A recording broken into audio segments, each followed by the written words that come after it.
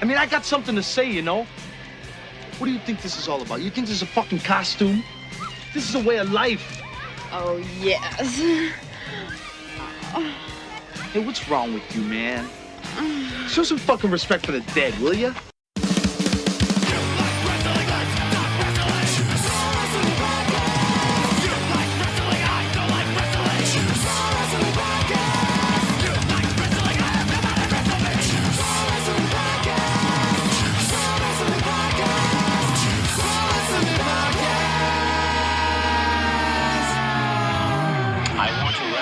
You so freaking bad. Wrestle me. Welcome, everybody, to Juice Pro Wrestling, episode 153. Her Black Wings. That's right, Her Black Wings.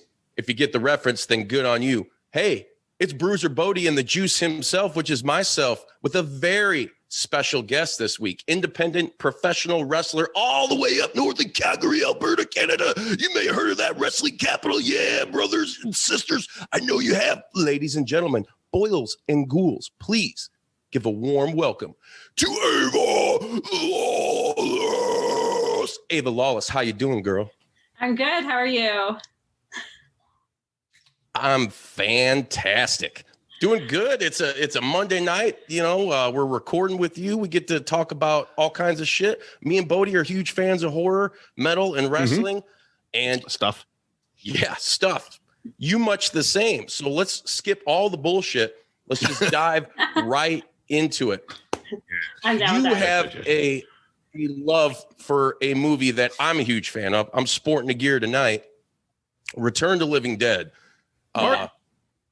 When was the first time you saw this movie? Oh my God. So I actually remember exactly where I was when I first saw it. I am originally from Ottawa, Ontario, and there was a pawn shop, and I was just kind of, dicking around in there when I was I think I was 12. And Who dicks around when they're 12? I was loitering. I was a rebel. No loitering, right? And so I was in this pawn shop, and there was a used DVD of it for $3. And at this point in time, I thought, I was a little punk rock kid, and I just saw the zombies with the mohawks and whatnot. Yes. And I was like, $3. Do I have $3? I did, and I bought it based on the cover alone. And then I watched Great it that cover. weekend. Was it the glow in the dark cover? It's not. No.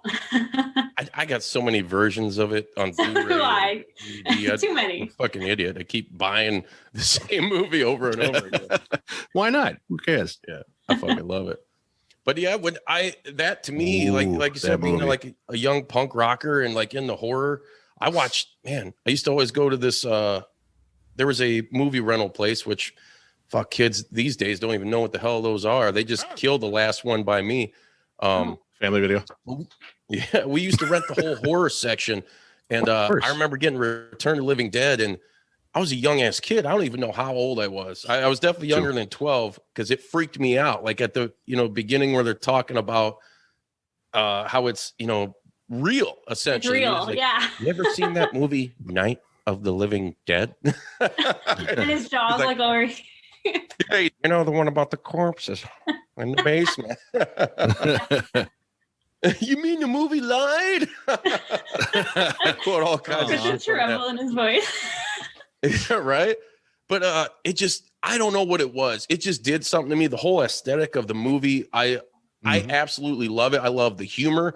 It was written and directed by Dan O'Bannon, who of Alien fame, and the guy, couldn't have made a more perfect zombie film, and one that had its own unique twist like that. I believe that's the first zombie film to instill zombies craving brains in like the whole zombie lore. So it's I think running too. I think running. Could like be. Zombies that run, maybe? Yeah, it could be. It could very well be.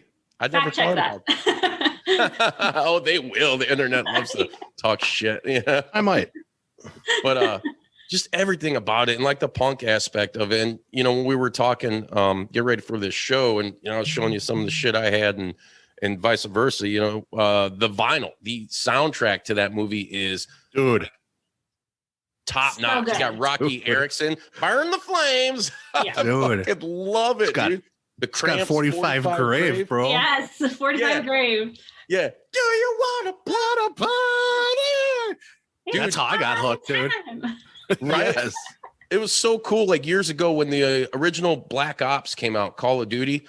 They Yes. did a George Romero. What was it? God, I forget what it was. Call of the Dead, I think they called it. And they had like Danny Trejo, Sarah Michelle Gellar, Robert Englund.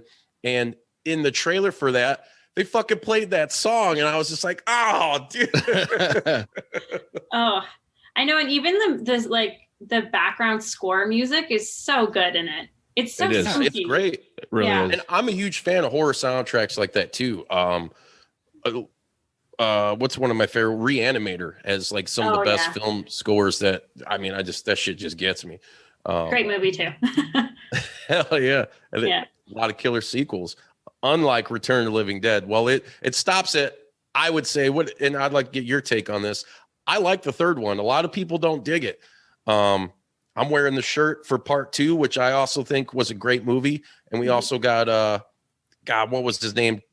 The guy who played Tommy Jarvis. I'm a horrible fan now because I don't remember their fucking names. Oh, I'm bad with names. But we had 2 characters returning from the first one, and it added to it more, and it was different. It wasn't that punk thing, but it was kind of its own thing, like that little brat ass punk kid, with the flannel on. He's a little bully kid. Yeah. I love when I loved the second one. I further on, not so much. But I mean, I'll still watch it. I feel the same way with like Hellraiser as well. It just kind of gets a little too much. 2 was really good though. 2. I'm a huge Hellraiser fan. I love everything about Hellraiser, but I agree with you. I'm actually a huge fan of the fourth one. Mm-hmm. So after what that, was the one where they started chucking CDs out of the Cenobite? That was 3, Hell on Earth, dude. That was where Ozzy did the song Hellraiser. Yeah, they used that on the soundtrack. Hellraiser. Fucking Ozzy. But yeah, I agree with you about the. Yeah, and like sometimes with Return of the Living Dead, the people I meet who love this film love it so deeply that I'm like, what is it about this movie that just resonates so deeply with people? Like, what is it? What's so different about it? That's a good question, because that's a great question. And my oldest son is he just turned 13 this past December, and I mean, I raised him on horror, and it's his favorite movie of all time, like out of anything. I went in his room, he was over last weekend, and hooking up his PlayStation for him and stuff. I was like, what's this? Blu-ray copy of Return of the Living Dead. I was like, good on you, son. Good on you. But you're right, though. It is. It's that damn good. I remember the last Warrior Wrestling we attended, one of the Stadium Series. Brian Cage was on Twitter talking about, and he's a big horror guy too, how he had just finally seen that movie. And I was like, I got a dope ass Tarman cavity color shirt. It's like a trioxin green. I wanted to wear that tonight, but with the green screen, you would have saw right through my innards and wouldn't look that cool. But I remember seeing him at the show, and fucking I'm walking right past him, and he looked and he seen me. He's like, I just watched that movie. I love it. I'm like, yeah, you do. I was jealous that he got to watch it for the first time, like now. I wish I could experience it again. Right? I can't. I really don't remember like the first time necessarily watching it. I mean, I have a roundabout like idea of it. And I've seen it so many times, it'd be impossible to count how many times I've seen this movie. But it's just like you said, like people who love it. And a lot of those people, unfortunately, don't like any of the sequels, which that kind of sucks, because I do think 2 and 3 are good. They are their own things. And then after that, Rave to the Grave and Necropolis. I mean, excuse me, I throw up. Get it out. Yeah. So bad. But especially 3, because that's Brian Usna. Yeah, who also Reanimator. work with a Reanimator. Yeah. And dude, his gore and his kind of comedic take on shit.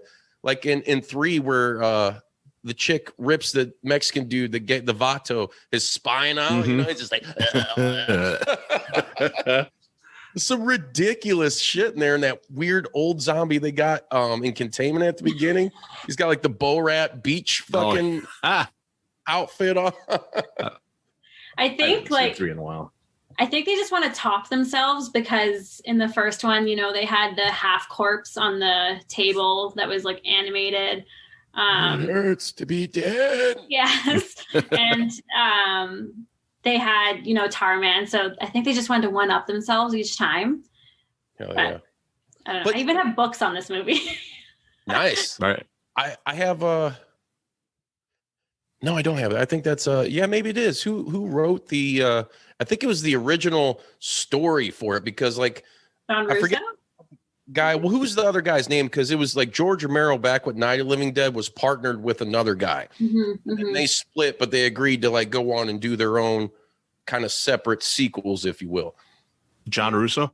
John Russo, that's it. I have that book. So his original vision of Return to Living Dead.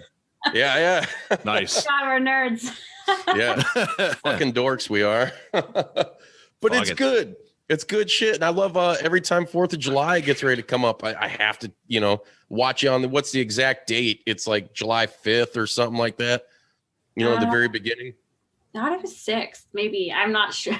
5th I or always 6th. post it in my story, but I forget it too. So but I think it was 2 summers ago, there was a theater in Calgary that played it on the big screen. And oh Nice. my God. I thought I had seen that movie enough times, but seeing it on the big screen, like certain jokes just popped out so much more. It was such a good experience. I love it. Who's your favorite character from the first one? Oh my God. Okay. I flip flop. Sometimes I really like Spider. I like when he gets bitch smacked. Yeah. Freaking out, just like fucking paintbrush him. Like, or when what's her name? Trash is dancing naked in the cemetery. When I was a little kid, I was just like, oh my God. I'm still like, oh my God. Yeah. Well, yeah, you know. What a dime And piece. he's like stand there and he goes, yeah. It's fucking that's Joanna Man. Yeah. Yeah, I think Spider. When I was younger, it was is it Scuzz with the mohawk? Scuzz? Yeah, I think so. Yeah. He was my favorite for a while, but then I don't know, when I rewatch it, I just flip flop a lot. But I would say right now, Spider. He has a pretty sick mullet in it, so I'm a big fan of mullets. So, Nice. What about you guys?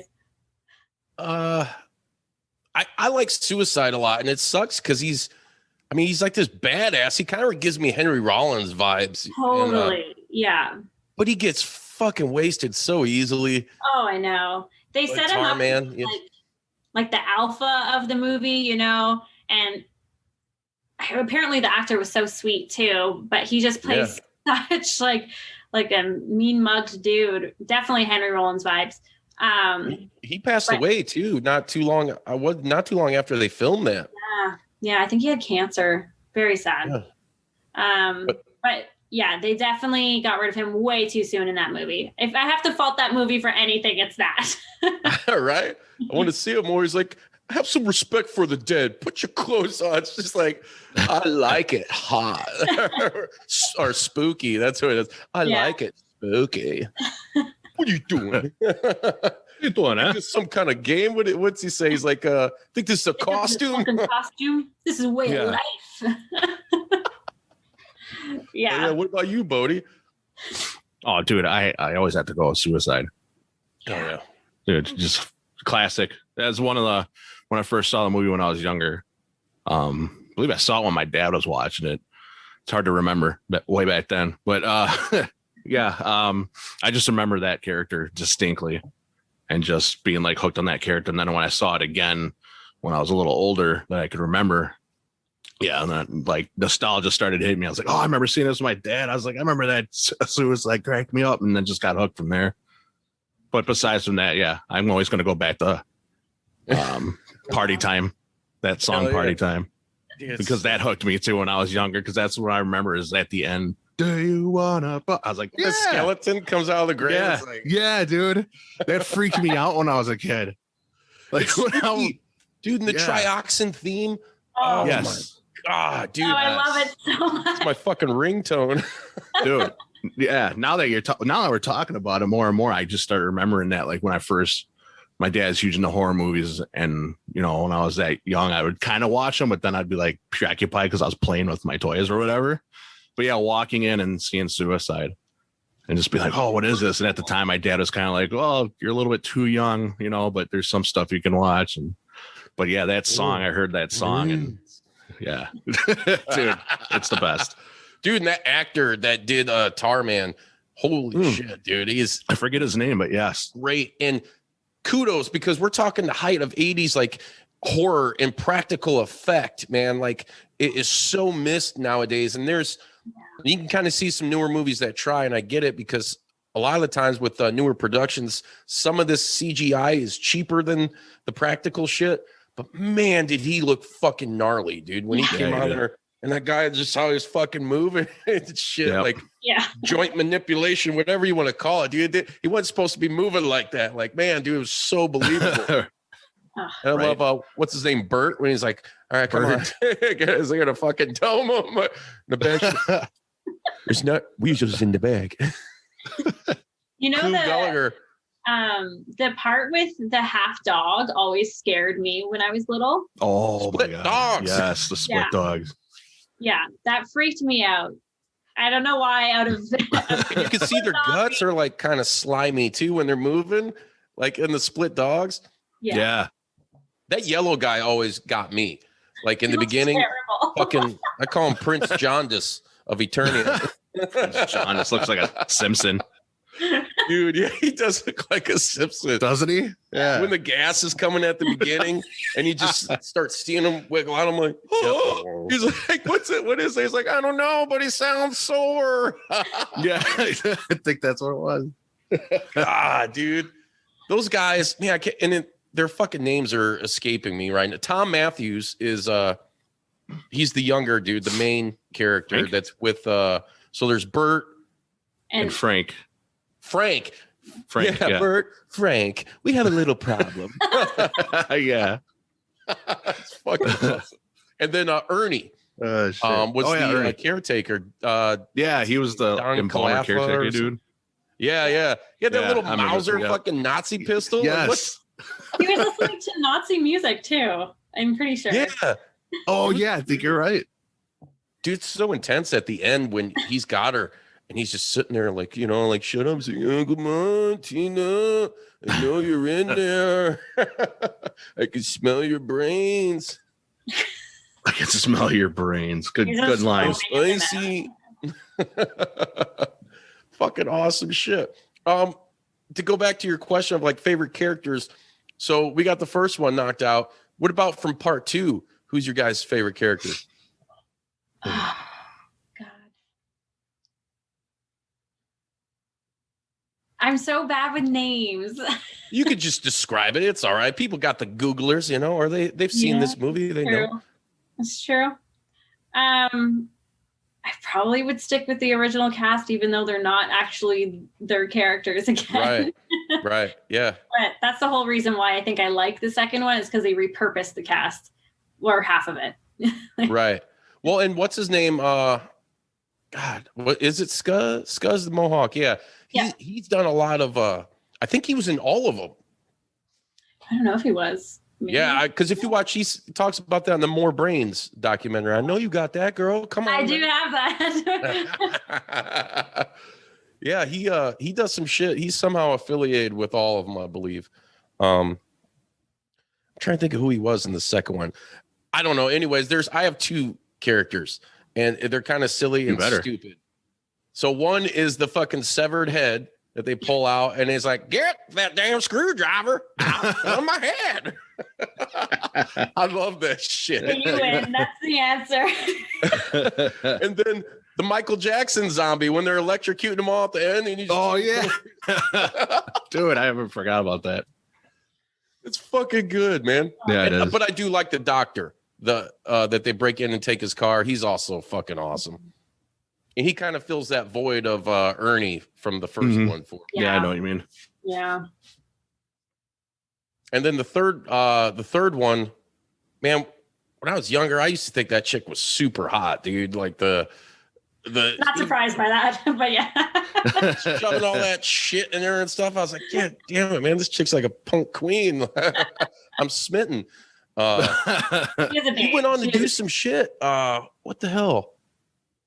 I think it was some MTV show or something. She popped up in my Facebook feed because I think she does a podcast or something now with somebody else.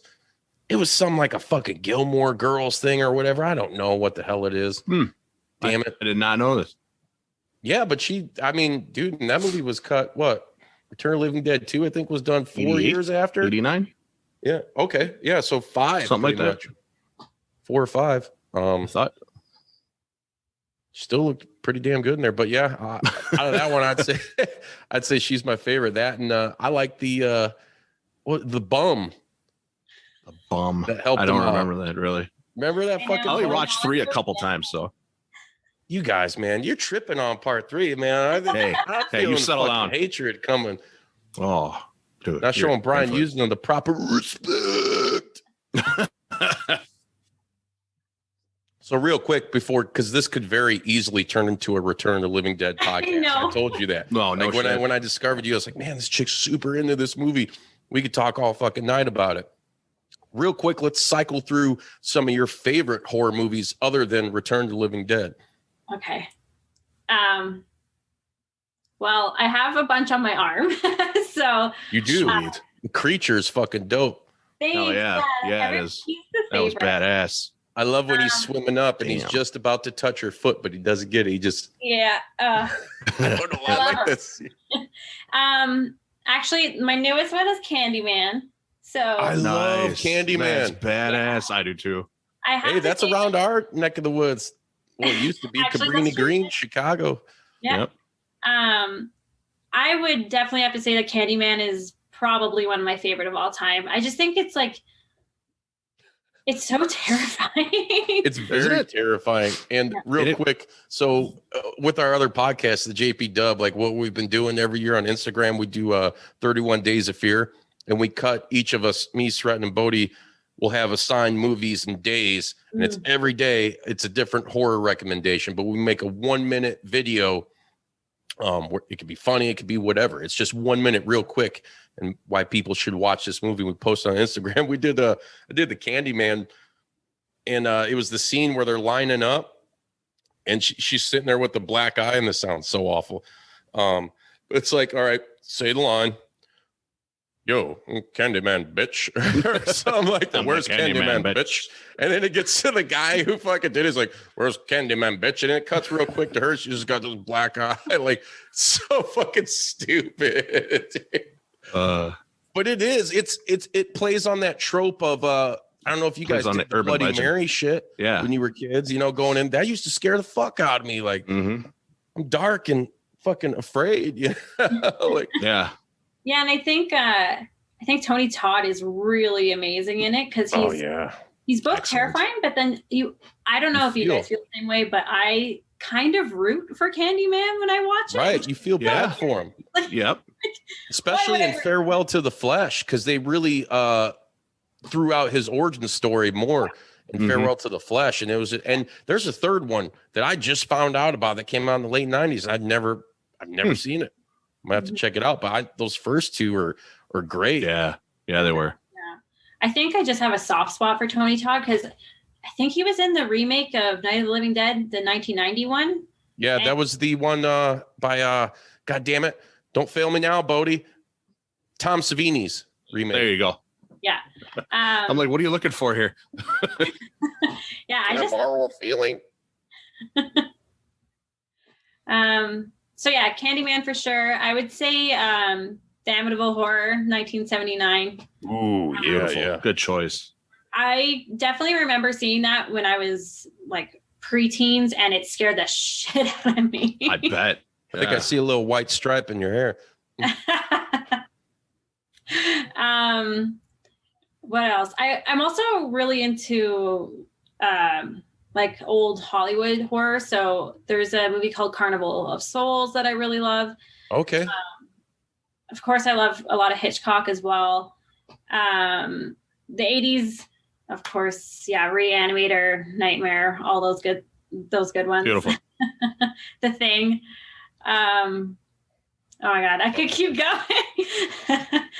Hey, it's just throw a few out there, that you fucking love. I mean, we're horror nuts, so it's like, I get it. I'm pissed because I just bought a house a little while back, so I don't have anywhere to put all my DVDs in. I probably got a few hundred, and it's just all horror shit. Yeah. There's some comedy sprinkled in, but it's like, I want this shit out so the people that come by my house, which is hardly anybody, can see this shit. Yeah, all my movies are over here. I can't see them though. I can read a few. Like I can read The Descent, Day of the Dead, Dawn of the Dead, The Crazy. Yeah. Crazies is awesome. The Crazies, yeah. That was you guys see in June? Are you familiar with Shudder at all? Shudder.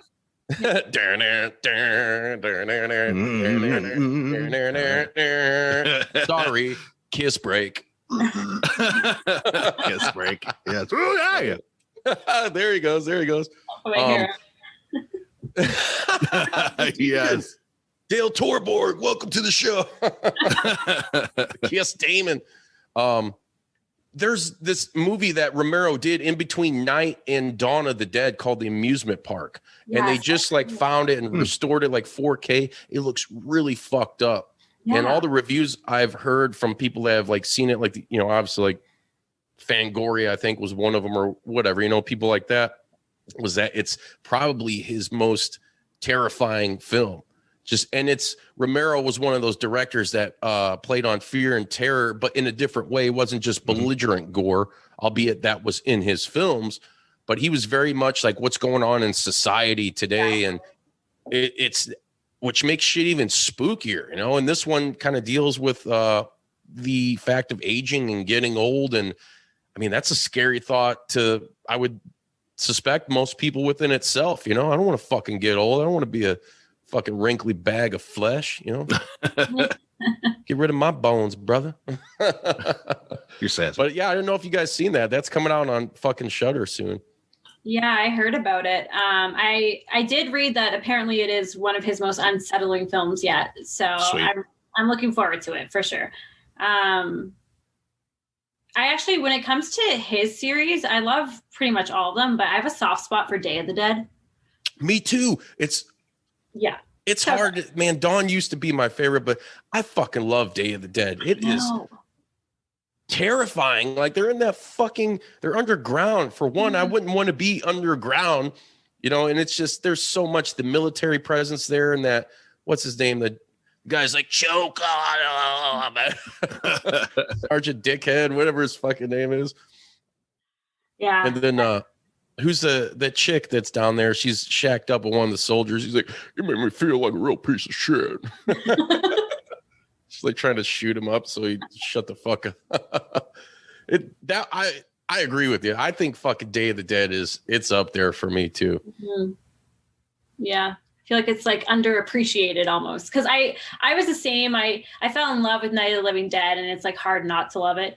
But then Dawn, I don't know. I feel like most people probably like put themselves in the situation that Dawn is. Like, if there was a zombie apocalypse, would I go to the mall? Would I like trap myself in the mall?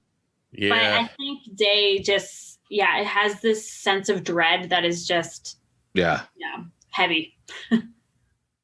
Fuck yeah. And Land of the Dead was cool. That was, and that was a cool moment for me. And a couple buddies, because it was my first chance to actually see an authentic Romero zombie film during a time when I could sneak in and, have a few beers with it or whatever. And there you go.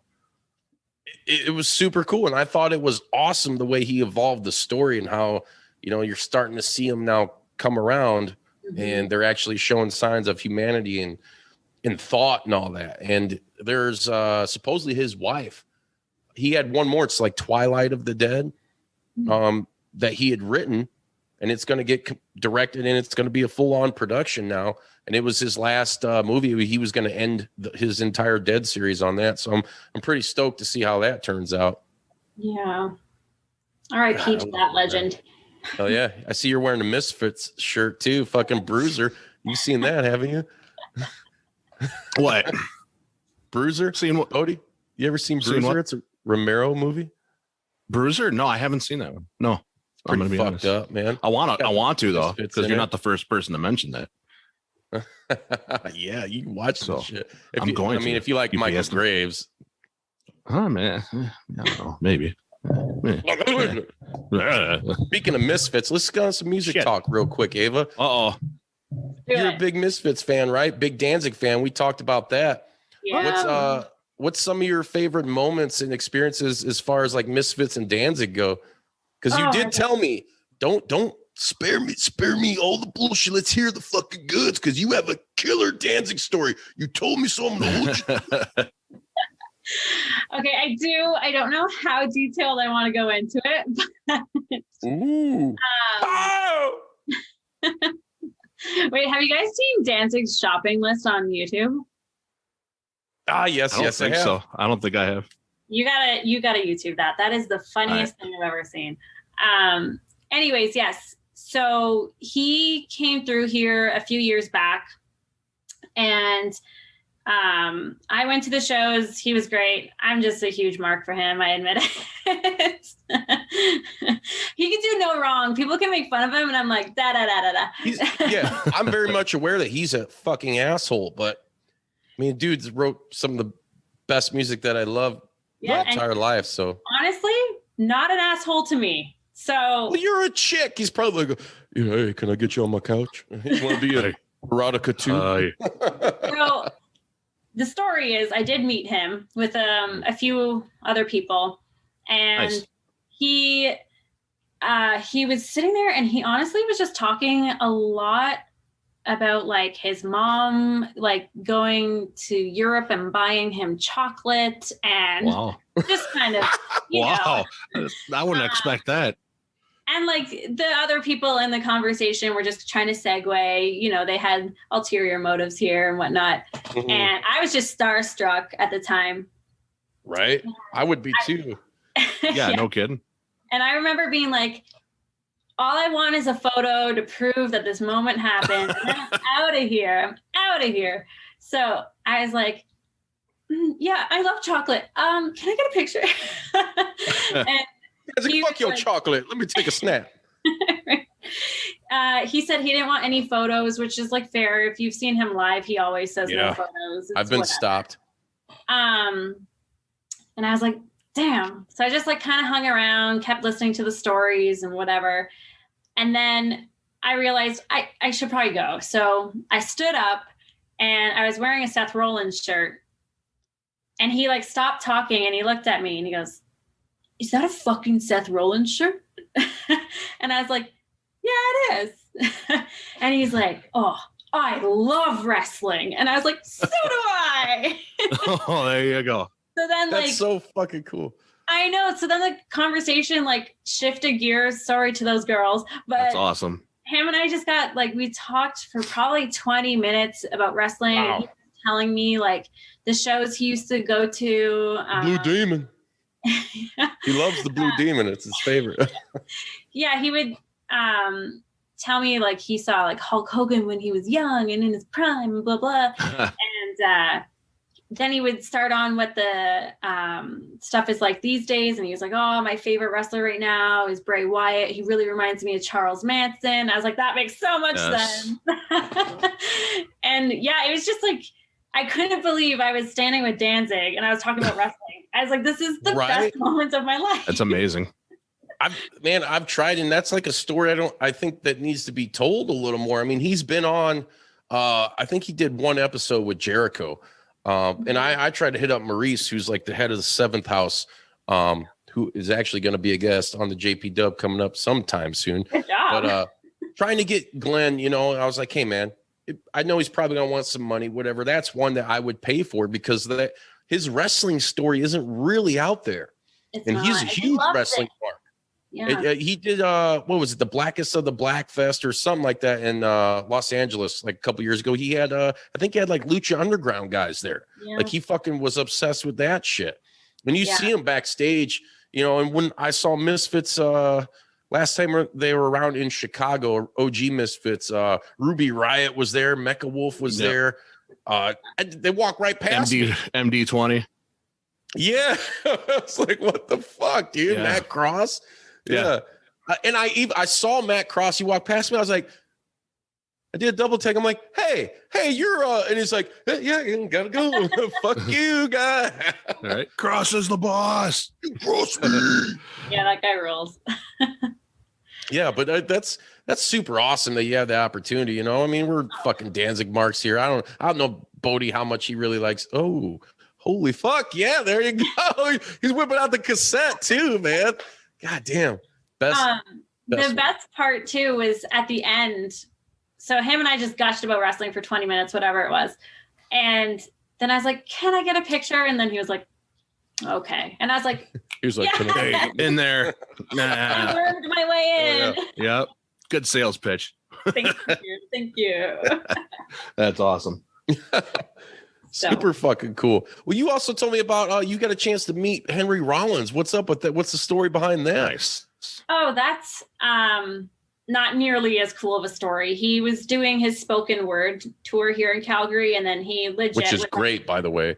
Oh my God, that guy, he's wild. He talked for 3 hours straight, didn't take a sip of water. By the end, he was talking like this.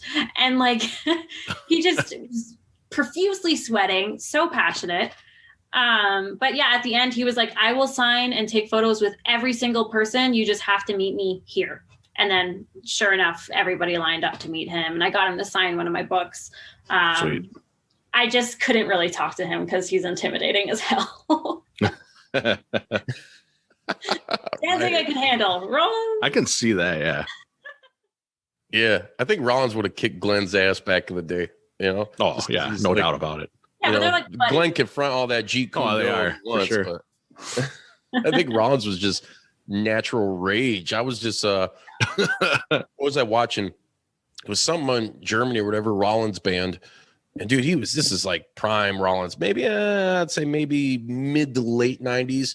And he's just fucking jacked to the gills, dude, like in his fucking black shorts and just stand there. And he's just like, man, I'm surprised all these women didn't fucking like jump his ass afterwards, dude. He's a fucking stud. He's a fucking stud, man.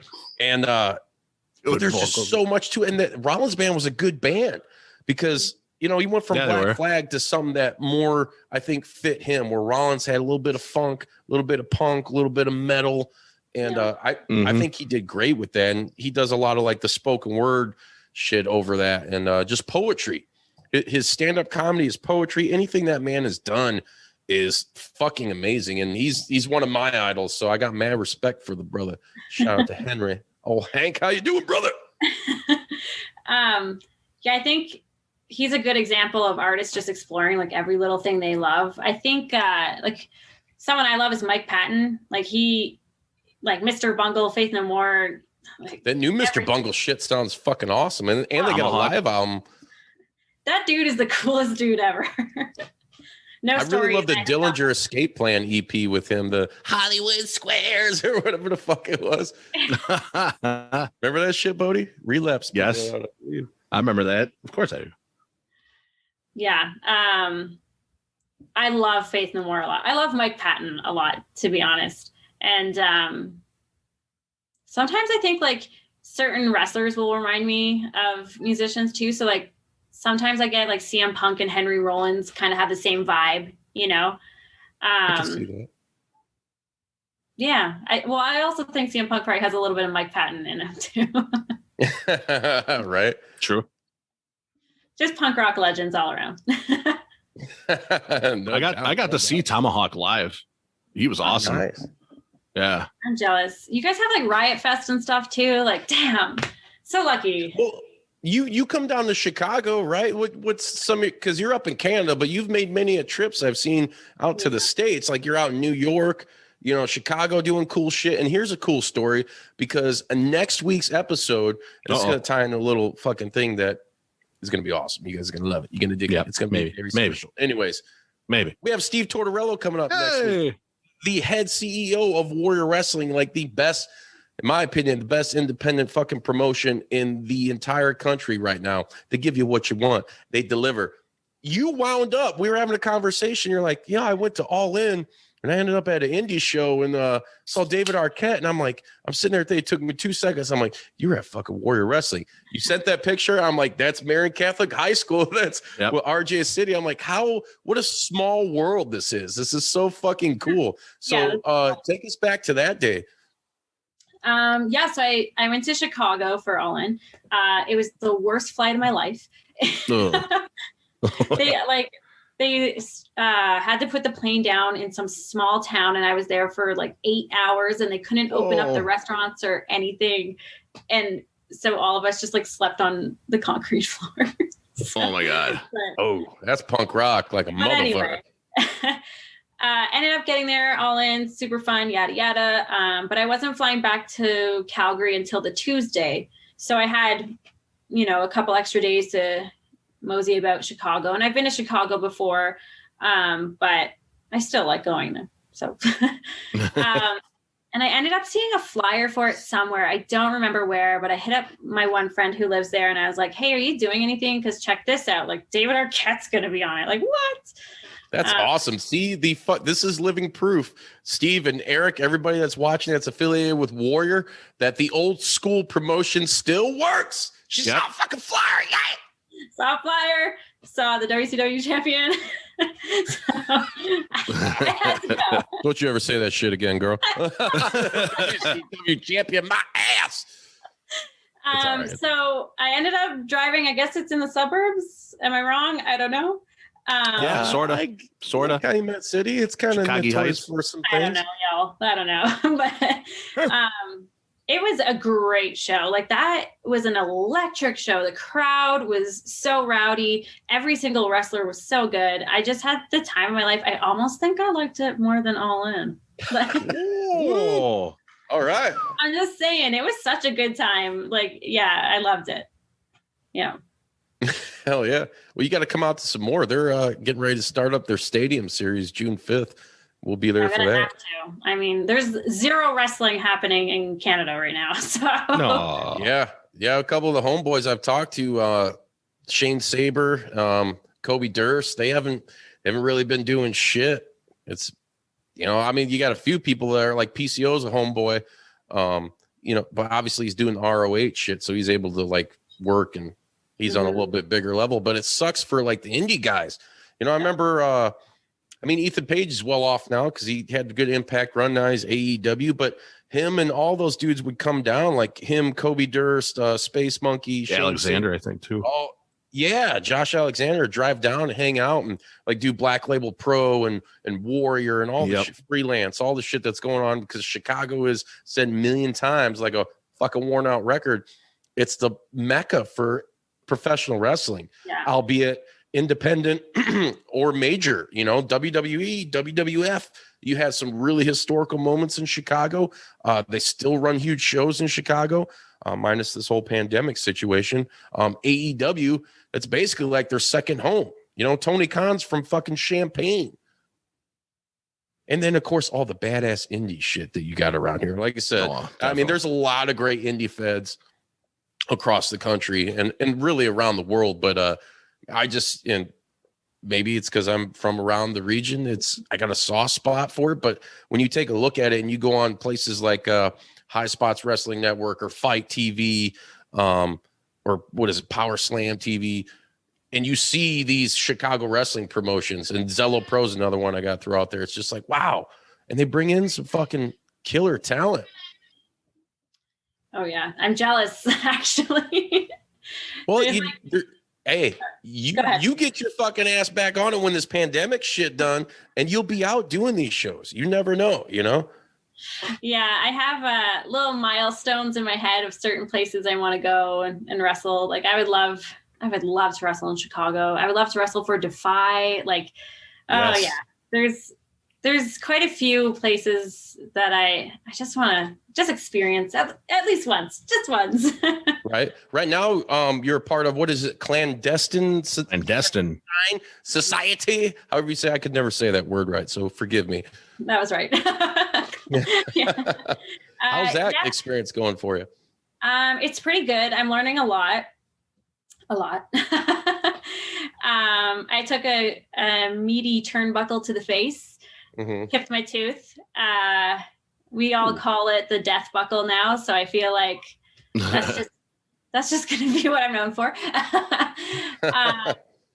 Yeah, it's been a great experience. It's at least giving me some traction, and everyone knows kind of now you need to resort to gifts and whatnot to kind of get out there. So it's at least something while the world is closed or Canada is closed. Yeah. And the people that I get to work are so talented and so awesome that I'm just happy to have the opportunity and maybe knock some heads at the same time. There you go. So are you not allowed to travel into the States then to even wrestle? Like even with like work visa or something? Was that something you could do or no? I think you have to quarantine for a certain amount of days prior and after. So right. Yeah, it would be a huge I just be like, fuck that. I was gonna say the States. Let's go. It almost like costs more to do that than anything, right? Yeah, because you have to stay in like the quarantine hotels and it's just a lot. It's a little bit, yeah. And Alberta is especially bad for COVID right now. So from what I hear, yeah. So I'm just in the worst place possible. I'm sorry. Yeah, and well, at least you got clandestine. Stu's not around anymore. You go to the dungeon and get stretched. Learn from the best. You get stretched. I did train with Bruce Hart for a while, so there's a nice Hart in there, and I train a lot with Michael Richard Blaze, and he was trained by Tyson Kidd, who obviously spent time in the dungeon. So I guess 6 degrees of separation or what have you. There you go. Yeah, the Kevin Bacon fucking deal. Exactly. Kevin Bacon. And you've only been wrestling a couple years though now, right? Oh yeah, like I would say that is the most you could possibly say. It's a couple years. Well, whatever, but it's and like I said, and when I found you, I think you liked one of our pictures or something on Instagram, and I was like, so I usually check who people I've never seen that like our shit before. I was like, oh shit, this chick's a wrestler. It looks like she's fucking into some metal shit. Do a little deeper dive, find out you're into fucking everything that we love. So good on you. Perfect. Yeah. It's just something you keep at, and you're gonna succeed. As long as you have that mentality of do not quit. I mean, we've been doing this fucking show for 3 years now. It's had its ups and downs, and it's consistently evolved. And to be able to have the opportunity to talk to people like yourself and other people that are on a bigger scale and whatever. And our show's not even about that. Like I would love to be sitting and talking to Hulk Hogan or somebody, like Danzig. At the same time, what would that conversation be like? I had Sabu on, and it took him fucking forever. It had to be like, I just start talking about smoking weed for him to open up and be like, yeah, man, I like Judas Priest and fucking all this other shit. I'm like, God damn it. You just killed a half hour, and I had to like pump up all these fucking questions. So it's good to talk to people like that, and you're motivated, you're hungry. I can see it. So don't ever sell yourself short. Just keep the fucking grind, even in these hard times. Hard times. Everybody go through hard times. But baby, let me tell you, it's going to be over. And then we're going to get through this shit. We're going to wrestle. I think you're definitely right, though. At the end of the day, I just know that I want it. And there's no other way for me to put it. It's like, even if I have a bad day, even if training goes poorly, I still wake up the next day being like, oh, I just want this so bad. And I just love this. And I've loved it my whole life. So it's just something that I don't think will go away. I don't think the itch will ever be fully scratched. Right. And that's what you need. Mm-hmm. Don't get that fucking Billy Kidman 7-year itch. And what happened to him? I don't know, Bob. Fuck it. On to the next guy. But that's what it takes to succeed. And that's really in any medium of entertainment or job or career. Like if you're sick of something, you're just doing like going through the motions, the repetitions, for one, it'll show and nobody's going to give 2 fucks about you, but you're going to end up not doing it, So it's good that you say, and especially as a person in the wrestling business now, that if you don't fucking eat, breathe and shit, fucking wrestling, it's not for you. I mean, why do you think like when they do like the Tough Enoughs and you hear all about like the training back in the day, like in the AWA and stuff with Vern Gagne was some of the toughest, most rigorous bullshit I've ever heard. makes military training look like fucking garbage, like it's nothing, but the ones that stuck it out, that had the passion, became the Ric Flairs, the Iron Sheiks, and so on and so forth. So I won't fluff you up too much, because you got some work to do, girl. You got to get it to that next level. Got paid. But you have the passion, and that's where it fucking starts, because you get your fucking tooth chipped and you go home and you come back the next day saying, I want fucking the other one to match, Some along those lines, like the passion, that's what drives us. And then the wrestling business, unlike really any other, I mean, you just got to fucking go for it. And don't deal with any bullshit along the way, though. Oh, I know. Well, especially as a woman coming up in the business, I'm sure. And that was like the one good thing I think about the whole fucking, what was it? The cancel thing that was happening in wrestling, and everybody seemed to act like it was only in wrestling. It's all over the world. That's what pissed me off. But anyways, it's good that came out. So, hopefully future women that get in the business don't have to deal with some of, your Joey Ryans and all this other, garbage that you've heard about. Yeah, I think especially with wrestling, you're just a constant student as well. Like, if you're bored, I don't know how someone could get bored of wrestling, because there's so much to learn. There's so many matches, like so many promotions, and decades of work. And I love when I go to training and Mike will be like, I have an idea. And then he just pulls out the wildest thing. And I'm like, how did you even come up with that? Like, Pinata! Vince Russo? But yeah, being able to learn something new every day and never be bored is, I think, probably one of the perks of wrestling, is that I'm a constant student. I mean, I'll go to my grave probably as a constant student. So, yeah. And that's good. That's the sign of a true professional, in my opinion. Who is the one sole fucking wrestler responsible, if you could say that, for sparking your fucking fire in professional wrestling? Oh my God, that's a question. I don't know, because, oh man, I started watching when I was really young. Right. I think we all did. I was like 4 or 5, or Bodie was probably like this. I think probably crawling. Yeah. Yeah, like I think my first memory is, I think maybe Kane or the Brood. Something with fire. Greatest entrance of all time. I know, right? Or maybe I just love fire, but that's where it began. But I think because I was watching so heavily in the Attitude Era, obviously Trish and Lita had a huge impact on me.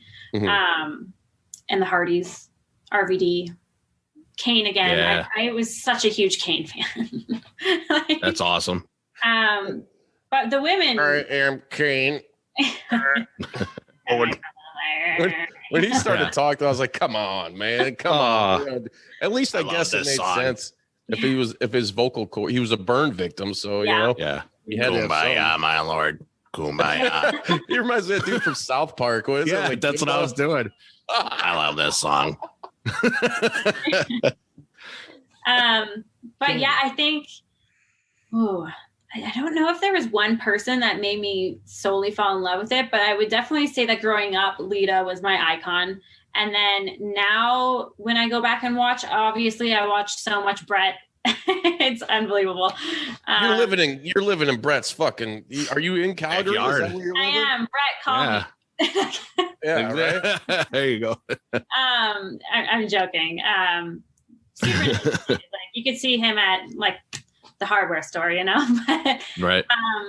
I think Brett's one of those guys that, and I liked him as a kid, right? And we're from 2 different eras, or 3. Well, actually, me and Bodie are from we're same age group. So I'm always like curious to hear these answers to these questions, because it's, to me, I only, and not like to be a dick or selfish, but I only think like the way I came up with what I watched was like how it should be in wrestling. You know what I mean? But that's to everybody, because it becomes like your own thing. And when you get really enveloped in professional wrestling, like you own like that era and all this shit. And it's like, so it means so much more to you, So, But I think at that time, Bret Hart, and I watched him rise from a tag, it was cool to watch the blossoming of Bret Hart. Exactly. To become, a tag guy to the man in WWF. And God damn it, man, there's nobody fucking better. Like technical wise, there's a lot of great technical wrestlers. Yeah. And Bret's another one of those guys. And I've heard people bitch because like they'll go to his house or you see some interviews and he's got posters of him and all the shit he's done. Oh, he's fucking self-absorbed, whatever. Fuck you. If I did all that badass shit, I'd have my wall too. Give me all the posters. RVD's crib in Vegas, he's got all of his action figures on the wall. Like, be proud of who you are, where you came from, what you fucking done. Yeah. But sorry to interrupt. I think Bret really is fuck, man. It comes down to it. You can throw man, Flair's so good too, but Bret was you never saw Bret slap a fucking leg or do any of this shit. All fucking looked real. He had the philosophy down too. Yeah. Yes. Everything. He believed he was the fucking champion. When he was WWF champion, yes, he was fucking WWF champion. God. Yeah, I think also now, that I'm training and I'm having matches and whatnot, I'm probably watching him in a completely different way than I was before. And my respect has just grown tenfold. And I'm going back and watching so much that I probably had heart-shaped glasses on before, and now Sweet. Like I go back and I'm like, oh my God, like Victoria was amazing. Like she does not get enough credit. Like, holy. Yeah, she's cool. Good. And I didn't watch a lot of ECW growing up. It was probably more my brother's realm. But ECW. That shit was at this age, I go back and I'm like, okay, so Mike Awesome was the best there ever was. Yeah. And he's also, I just found this out not too long ago. He was like a nephew or a cousin of some Hogan. I didn't know they were related. Yeah. So I think, getting to go back and watch things that I maybe missed, or maybe I didn't have an idea of how important or how good it was back then. It's like the gift that keeps on giving. And that gives the givey regress. You know what I'm talking about, boy. That's cephalic carnage for you. Yes. See, man, wrestling is super fulfilling. It's the amalgam of everything in entertainment, sports, music, live performance theater. It's just, if you can fucking get past all the bullshit. Like I remember when I was a kid, and when you first find out that wrestling, we don't drop F-bombs on this show, by the way. So thank you for not doing that. But when you find out what wrestling truly is, it's like, okay, I remember first finding out, I was like, so what? I mean, I was a little shocked, but I turned right around immediately and I was like, my mentality was like, okay, so fucking what? Like I watch movies, like you gotta appreciate it more now, dude. Yeah. It's a different sort of an appreciation for the people that do it and, everything that's involved in it. Yeah. And I got mad respect for you and everybody that does it. Me and Bodie do fucking underground death metal, grindcore shit, and, abused our bodies doing that. Bodie actually used to wrestle and do the death match shit. I only did amateur wrestling. I never got into the pro shit. I never wanted to. I always wanted to be somehow involved with it, but I guess this is how I found my niche or whatever you want to fucking call it. Mm-hmm. But man, I got nothing but mad respect for the men and women that do this gig because it's awesome. And when you find it and you find a good group of people to be along with you for that ride, I mean, there's just this like brotherhood and sisterhood that it's amazing, like. Yeah, I think there's a lot of similarities between music and wrestling. So much. Yeah. That's why guys like Jericho and anybody else that's had the association go on to like be a little bit more successful because they're involved in so many different mediums. And when they come up with these characters, like, I'm sorry, but Jericho's basically like he's the Michael P.S. Hayes of 2021. And that's fucking awesome. I love Michael P. I wish you would do the strut, the bad strut. Yes. But even like the road life, like constantly being away, you're on tour, even if you're going from show to show. That's tough because I hated touring with the band. So I was like, ugh. You guys know. Yeah. But nothing but mad respect for you, girl. So what do you have as we wind down here? What do you got going on? I mean, I obviously probably not much, but if you're doing some of this clandestine stuff, where can people watch that and find you at? Yeah, Clandestine is all available on YouTube. We drop the shows on YouTube. So you don't have to, register for anything. Just look up Clandestine Society on YouTube. And episode 3 will be coming out, and I'm facing Zoe Sager. She is probably the best female wrestler in Alberta, if not Canada. So watch me just clean the ring with her. Yeah, I like it. Yeah, I like it. Hey, you need to come out and have a little canister of trioxin, You need a medical supply. Uh-oh. That's awesome. And where can people find you at on social media if they wish to contact you? Maybe, someone else is going to be like, hey, I just saw, Ava Lawless on the Juice. Word is she's on the Juice. Watch out. It's wrestling. I know. Straight edge. There you go. But where can people find you? Social media and communicate with you or book you? Yeah. So Instagram, it's Lawless Ava. That worked out really well because it's Ava Lawless, but Lawless Ava. And then Twitter, I'm still trying to get the username for. That one we're gonna kind of keep up in limbo. But yeah, Instagram for sure, Lawless Ava. Fuck yeah.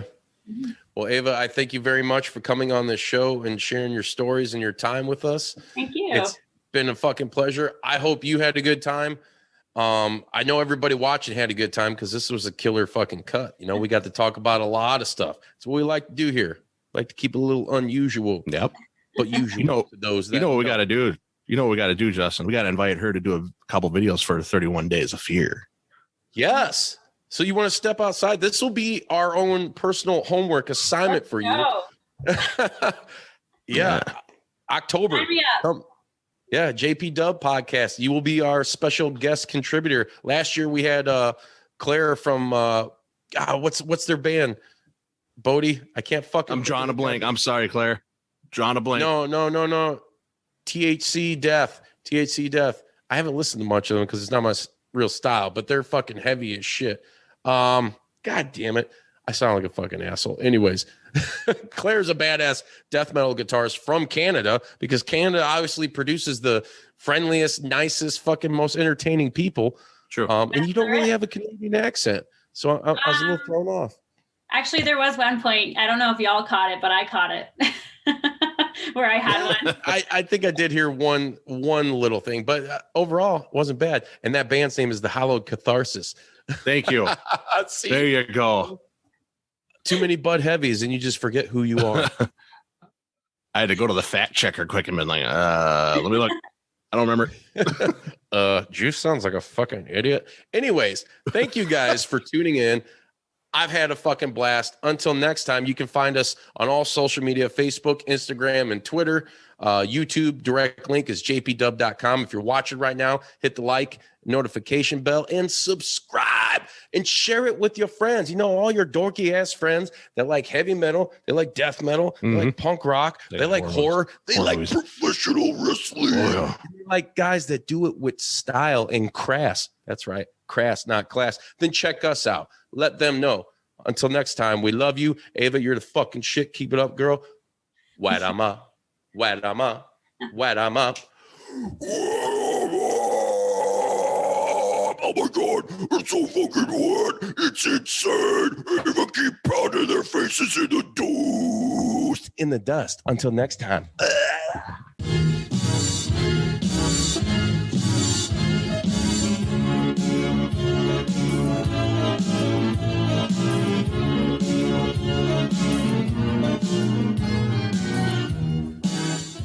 You gonna do sex to me? Did you like that video? If so, be sure to hit like and subscribe and check out more killer content from your boys at Juice Pro Wrestling. Whoa, yeah!